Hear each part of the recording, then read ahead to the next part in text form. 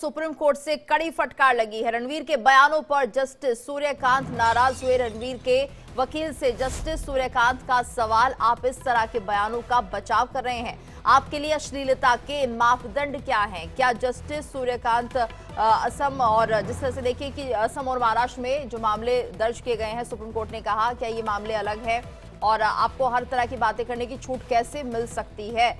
ये सवाल पूछा है सुप्रीम कोर्ट में और ये भी कहा कि आप इस तरह के बयानों का बचाव कैसे कर सकते हैं, आपके लिए अश्लीलता के मापदंड क्या है, जस्टिस सूर्यकांत ने पूछा है।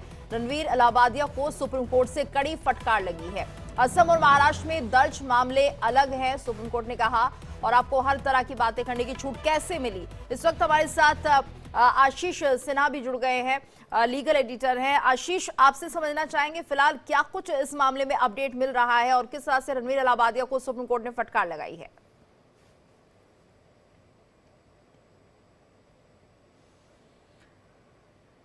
तो आपको बता दें कि रणवीर के वकील से जस्टिस सूर्यकांत का ये सवाल है कि आप इस तरह के बयानों का बचाव कर रहे हैं और ऐसे कैसे किया जा सकता है, क्योंकि क्या किसी भी तरह का बयान दिया जा सकता है? आपके लिए अश्लीलता के मापदंड क्या है, ये जस्टिस सूर्यकांत ने पूछा। और रणवीर इलाहाबादिया को सुप्रीम कोर्ट से कड़ी फटकार लगी है। रणवीर के बयानों पर जस्टिस सूर्यकांत नाराज भी दिखाई दिए। तो रणवीर के वकील से जस्टिस सूर्यकांत का ये सवाल कि आप इस तरह के बयानों का बचाव कर रहे हैं, ऐसा कैसे किया जा सकता है, आपके लिए अश्लीलता के मापदंड क्या है, तो ये भी पूछा गया है। और एक बार फिर से रुक करेंगे आशीष का। आशीष, क्या कुछ जानकारी मिल रही है इसको लेकर, क्या कहा है सुप्रीम कोर्ट ने?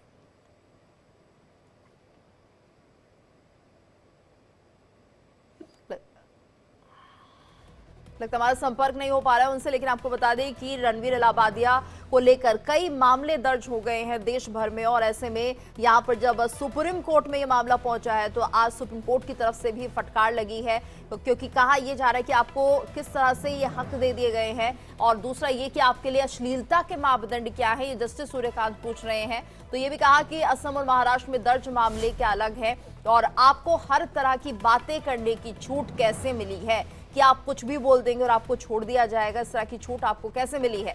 ये सवाल पूछे गए हैं जस्टिस सूर्यकांत की तरफ से। और रणवीर के बयानों पर जस्टिस सूर्यकांत काफी नाराज नजर आए और एक तरह से सुप्रीम कोर्ट की तरफ से फटकार लगी है रणवीर को, और यहाँ पर तमाम तरह के सवाल पूछे गए हैं वकील से भी कि आप इस तरह के बयानों का बचाव कैसे कर सकते हैं, अश्लीलता के मापदंड क्या है। रणवीर इलाहाबादिया को सुप्रीम कोर्ट से ये कड़ी फटकार लगी है। तो रणवीर के बयानों पर जस्टिस सूर्यकांत काफी नाराज दिखाई दिए और उनके वकील से भी जस्टिस सूर्यकांत ने सवाल किया कि आप इस तरह के बयानों का बचाव कैसे कर सकते हैं, आपके लिए अश्लीलता के मापदंड क्या है। तो लगातार जो रणवीर इलाहाबादिया के वकील थे उनको लेकर भी ये सवाल किया गया कि आपके लिए क्या कुछ मापदंड है अश्लीलता के, और इस तरह के सवालों का बचाव कैसे किया जा सकता है, किस तरह से जस्टिफाई किए जा सकते हैं। एक बार फिर से हमारे साथ लीगल एडिटर आशीष जुड़ गए हैं। आशीष, क्या कुछ कहा आखिर सुप्रीम कोर्ट ने?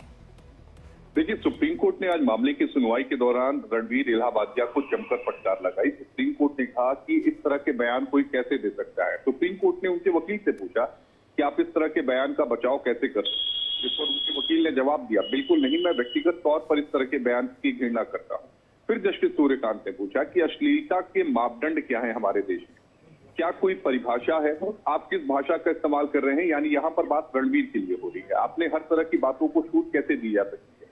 पॉपुलर होने का मतलब ये नहीं कि आप कुछ भी करें, आप लोगों के माता पिता की बेइज्जती कर रहे हैं। इतना ही नहीं, जस्टिस सूर्यकांत ने यह भी कहा कि मैं सोचता हूं कि कोई कितना लोकप्रिय होने के लिए किस हद तक जा सकता है, क्या इस तरह के शब्द बोल सकते हैं, पूरे समाज को हल्के में ले रहे हैं। दुनिया में ऐसा बताइए कि कौन सा व्यक्ति होगा, कौन सा ऐसा परिवार होगा, कौन से ऐसे पिता होंगे, जो कौन सी ऐसी माँ होंगी जो इस तरह के शब्द को पसंद करें।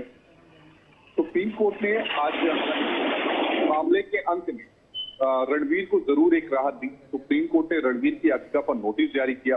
सुप्रीम कोर्ट ने रणवीर की गिरफ्तारी पर फौरी राहत दी। सुप्रीम कोर्ट ने ये भी कहा कि केवल हम इस शर्त पर प्रोटेक्शन दे रहे हैं कि रणवीर जो है वो जांच में सहयोग करेंगे, यानी जब भी जांच एजेंसी उन्हें बुलाएगी तो उन्हें जांच एजेंसी के सामने पेश होना पड़ेगा। कोर्ट ने कहा कि आपको अपना पासपोर्ट जमा करना होगा, बिना इजाजत रणवीर जो है वो देश छोड़कर नहीं जाएंगे। रणवीर या उनके कोई भी साथी अब इंडिया गॉट टैलेंट शो का हिस्सा नहीं लेंगे। बहरहाल कोर्ट ने नोटिस जारी किया है।